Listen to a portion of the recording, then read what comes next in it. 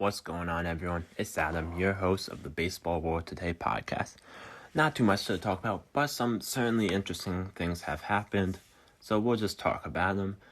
Before we get started, I'm just going to say that just for future notice, if you hear any pauses in the audio, I'm going to start recording these in parts. That way I can upload them to YouTube with a more of a proper title, so that way I can save each audio part separately. It'll make sense if you see it on YouTube. If not, just don't worry about it. All 5 of you. Anyway, we're just going to get right into it. We're going to start off with Martin Perez. Martin Perez re-signed with the Red Sox, only $4 million a year. A little surprised by this for the Red Sox, honestly. Not that much.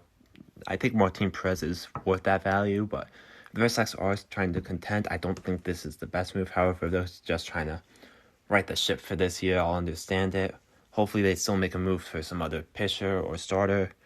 And another interesting thing to notice is hopefully this doesn't take them out of the race for Odorizzi, because I believe he could be a guy who can help them next year as well, which is more important, which is the year I really think they could make the playoffs. I'm not as high on this year, but yeah, I'm sure it's frustrating for a lot of Red Sox fans seeing the team make moves like this after we had to trade Mookie Betts because of money, so I'm sure a lot of people are frustrated. I kind of am, but I kind of understand how it is, because he had said multiple times he wasn't going to sign, but you can interpret that however you want. I don't blame you anyway.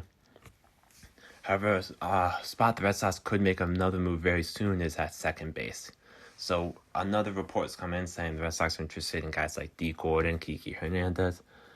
Honestly, unless it's like a top guy, I don't really want them to make a move, because I don't think a guy like the D. Gordon is much value over holding on to the guys you have and letting them develop, honestly. However, if we're getting a Kiki Hernandez who can play all around the diamond, has a lot more value, then I believe it's more understandable, especially if it's on a 2-year deal.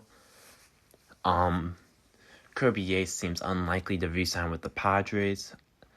Doesn't seem like they're going to shell out the money. However, I do believe they're going to end up signing Trevor Rosenthal, who was very good for them after the deadline. Didn't give up an earned run, but struggled in the playoffs. So I think that bringing in at least one of them, and maybe a smaller guy, could certainly help certify that bullpen.